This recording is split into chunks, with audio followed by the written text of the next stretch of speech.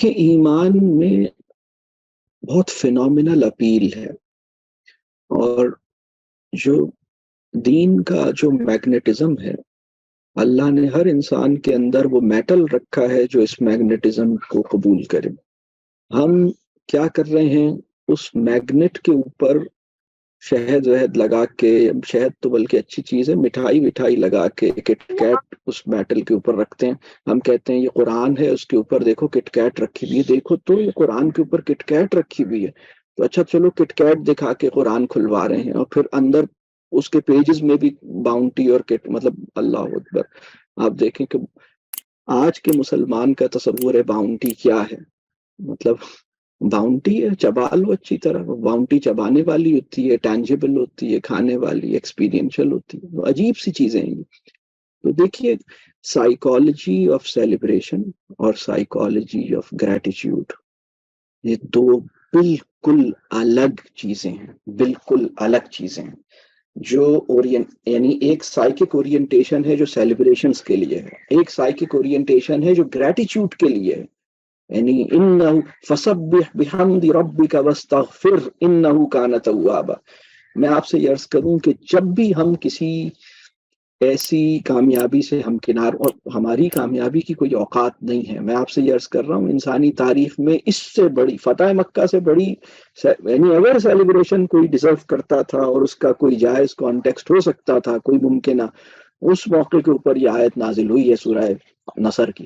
یہ وہ کانٹیکسٹ ہے، فتح مکہ کیا ہے اور یہ بات کہی جا رہی ہے۔ بس آپ اللہ کی کبریائی بیان کیجئے، اس کا شکر کیجئے، معافی مانگیے، اور وہ بے شک معاف کرنے والا۔ یہ بات ایسے موقع پہ کہی جا رہی ہے جب مسلمان فتح مکہ، رسول اللہ صلی اللہ علیہ وسلم کی قیادت میں مسلمان فتح مکہ کر رہے ہیں، اس موقع پہ یہ بات کہی جا رہی ہے۔ سیلیبریشنز کی سائیکی بندگی کے مزاج سے میچ نہیں کرتی، بندگی کے مزاج کے ساتھ ہم آہنگ نہیں ہے۔ تو آپ دین میں مصنوعی اٹریکشنز پیدا نہیں کریں۔ دیکھیں، گلاب کے پھول کے اوپر مطلب اپنا ڈینم کا اسپرے کر کے کسی کو مت دیں، اس میں گلاب جو ہے وہ لگا ہوا ہے، آپ اس طرح کے کام کرنا چھوڑ دیں۔ گلاب کی خوشبو ہے، اس کو آنے دیں۔ بات سمجھ آ رہی ہے؟ اور دوسری بات یہ کہ اس بندے کے اندر اللہ نے جو اس کی فطرت ہے، دیٹس میٹل، اور جو دین ہے دیٹس میگنیٹ۔ میٹل اور میگنیٹ کا جو نیچرل ایک دوسرے کے ساتھ ملاپ ہے نا، اس کے اندر ہم نے میگنیٹ کے اوپر کٹ کیٹ یا مٹھائی یا کچھ اور ایسی چیزیں ڈال دی ہیں، اور میٹل کے اوپر کچھ اور ہم نے چڑھا دیا ہے، اور ہم ان دونوں کو ملا رہے ہیں۔ تو وہ اپنے وجود کی اوپر، وہ بھی اپنے وجود کے اوپر چڑھی ہوئی جو چادر ہے، اس کے ساتھ اس میٹل کے اوپر چڑھی ہوئی چکنائی سے انٹریکٹ کرتا ہے۔ میٹل اور میگنیٹ تو انٹریکشن میں آ ہی نہیں پاتے۔ یہ میری بات سمجھ آ رہی؟ اس کو سمجھنے کی ضرورت ہے۔ اس وقت اتنا، اللہ ہمیں معاف کرے، اس وقت میں بس مجھے سمجھ نہیں آتا بعض اوقات، بس اللہ ہی ہمیں معاف کرے۔ میں بعض اوقات، لیکن الحمدللہ اللہ کا بہت احسان ہے کہ میں مایوس بھی نہیں ہوتا، میں پریشان بھی نہیں ہوتا۔ یہ اللہ کا بہت احسان ہے، اس میں میرا کوئی کمال نہیں ہے۔ لیکن جب میں دیکھتا ہوں نا کہ یعنی اس وقت تراویح کے لیے اٹریکٹ کرنے کے لیے لوگوں نے ایسے فلائرز بنائے ہیں کہ ہمارے یہاں یہ انتظام ہے، یہ مشروبات ہیں، یہ ماحول ہے، اور فلاں صاحب جن کی قرأت آپ کو بہت اچھی لگتی ہے وہ آپ سنیں گے، فلاں یہ ہوگا، فلاں وہ ہوگا۔ اور اب جیسے پاکستان میں مطلب ایئر کنڈیشنڈ ماسک ہے، اور ایسا ہے اور ویسا ہے۔ تو میں ایک دن، بہت پرانی بات ہے، ہم ایک دن اپنے بزرگ میں کہیں ہم بیٹھے ہوئے تھے، ہمارے محمد جاوید صاحب سے ہم نے ایسے ہی ذکر کیا، ہم نے کہا ہمیں نماز میں اگر مزہ نہ آئے تو کیا، اس طرح کا کوئی سوال کر دیا۔ اب مطلب ابھی بھی جاہل ہیں، اس وقت بھی میں جاہل ہی تھا، اس وقت بھی ہوں اور اس وقت بھی تھا، لیکن اس وقت اور زیادہ تھا شاید، پتہ نہیں، شاید ابھی بھی ہوں۔ تو ایسے ہی ہم نے سوال کر دیا، تو انہوں نے ہمیں جو جواب دیا اس نے سیدھا کر دیا۔ انہوں نے فرمایا کہ دیکھو، نماز مزے کے لیے نہیں پڑھی جاتی، نماز مزے کے لیے نہیں پڑھی جاتی، نماز مطلب یعنی اس نے بلایا ہے اور اس کا مقصد مطلب یعنی آپ سوچیں نا کہ آپ سے کوئی ملاقاتی اس لیے ملنے آئے کہ اسے مزہ آ رہا ہے، تو وہ آپ سے ملاقات میں خالص نہیں ہوا ہے. تو اس بات کو سمجھیں. تو ان کا مزہ اس کے اندر شامل ہو جاتا ہے، وہ دیٹس اے ڈفرینٹ تھنگ. لیکن جو مطلب آپ کیوں یہ کام کر رہے ہیں؟ اس لیے کہ بس اس نے کہا ہے میں کر رہا ہوں. اس نے مطلب میں مزہ نہ بھی آئے تو مطلب یہ کبر ہے کہ کسی ایسے امام کے پیچھے نماز نہ پڑھ سکنا جس کی قرات اچھی نہیں ہے، یہ کبر ہے. مطلب یہ چھوٹا مسئلہ نہیں ہے. یعنی ٹھیک ہے، وہ میری بات سمجھ آ رہی ہے. مطلب ضروری تھوڑی ہے کہ ہر ایک کی قرات بہت ہی اچھی ہو اور آپ کو جو ہے نا مزہ دے. ہو سکتا ہے مزہ نہ دے. آپ کبھی کبھی آپ کہیں بس ٹھیک ہے یہ مولوی صاحب بہت اچھے ہیں، نیک آدمی ہیں اور اپنے درد میں اپنی محبت میں قرات کرتے ہیں، ٹھیک ہے ان کی ویسی آواز نہیں ہے جو مجھے مطلب بہت اٹریکٹیو نہیں ہے. تو attraction has not become a reason to go to prayers. مطلب میری بات سمجھ آ رہی ہے؟ مجھے اپنے دل کی گہرائیوں میں ٹٹولنا ہے کہ پرائمری ریزن کے.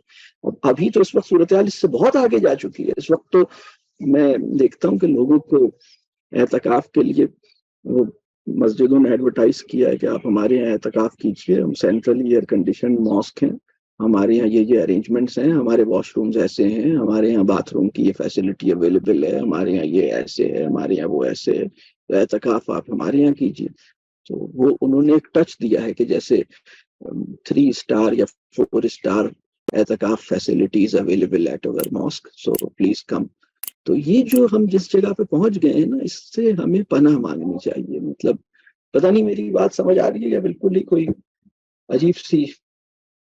آپ کو یہ مسئلہ سمجھ آتا ہے یہ جو میں بات کر رہا ہوں، مٹیریلزم کا، سیلف پروجیکشن کا، اپنی واہ واہ اور اپنی داد کو یعنی واہ واہ کی بھوک ختم نہیں ہو پا رہی. تو کسی مسلمان کے لیے جس کو کبھی کبھی مجھے کسی نے ایک موقع پہ کہا کہ سر ہمیں تھپکی کی ضرورت بھی تو محسوس ہوتی ہے نا، داد اور تھپکی کی.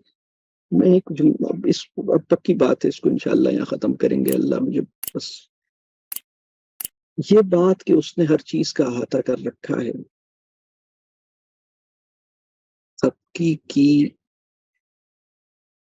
تھپکی پر سے انحصار کو ختم کر دے گا. یعنی اس نے ہر چیز کا احاطہ کر رکھا ہے. یہ بات اگر مجھے اس طرح سمجھ آ جائے جیسے سمجھنے کی ہے، تو تھپکی مطلب تھپکی سمجھتے ہیں؟ پیٹ پہ ڈپینڈنس جو ہے نا پیٹ کے اوپر، وہ آپ کی ختم کر دے. لیکن پیٹ پھر بھی ملے وہ ٹھیک ہے، اچھی بات ہے، پیٹ ملے اچھی بات. لیکن پیٹ تھپکی کی خاطر میں کام کروں، اس نے احاطہ کر رکھا ہے. یعنی وہ تو بس ہر چیز کو اس نے لپیٹا ہوا ہے. یعنی اگر فرض کیجئے کہ جس سے مطلب مجھے یہ پتہ لگے کہ میرے محبوب نے مجھ کو لپیٹا ہوا ہے، میرا احاطہ کیا ہوا ہے، تو یہ احساس مجھے کیسا ہے. تو بہرحال ہم یہاں پہ اس کو روکتے ہیں. آپ سے دعاؤں کی درخواست ہے، اللہ تعالیٰ مجھے بھی معاف کرے، زیادہ بولنے کے شر پر بھی مجھے معاف کرے، اور بہت ساری اور چیزوں پہ. آپ سب سے دعاؤں کی درخواست ہے.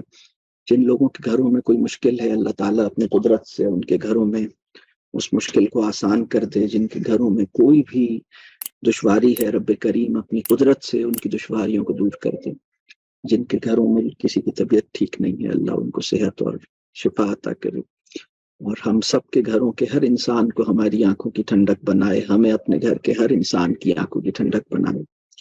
ہمیں اس طرح بندگی کرنے والا بنائے جیسے کہ اس کا حق ہے. ہمیں اس طرح روزہ رکھنے کی توفیق دے جیسے کہ اس کا حق ہے. ہمیں اس طرح رمضان گزارنے والا بنائے جیسے کہ اس کا حق ہے. اور جو کچھ ہماری سمجھ میں خیر کی بات آ گئی ہے، اس کو اختیار کرنے، اس کی قدر کرنے، اس پہ غور و فکر کرنے، اس کو اپنے عمل میں ڈھالنے اور اس کو اپنے ذوق تعلق سے آگے پہنچانے کی سعادت نصیب فرمائے. ہم سب کی اولادوں کو، ہم سب کے طلباء کو ہمارے حق میں صدقہ جاریہ بنائے. ہم سب کو اپنے والدین اور اپنے اساتذہ کرام کے حق میں صدقہ جاریہ بنائے. رب کریم مسلم امہ کو اس کا کھویا ہوا مقام واپس لوٹائے. یہاں پر آج کی نشست روکتے ہیں. بہت شکریہ. السلام علیکم ورحمۃ اللہ وبرکاتہ.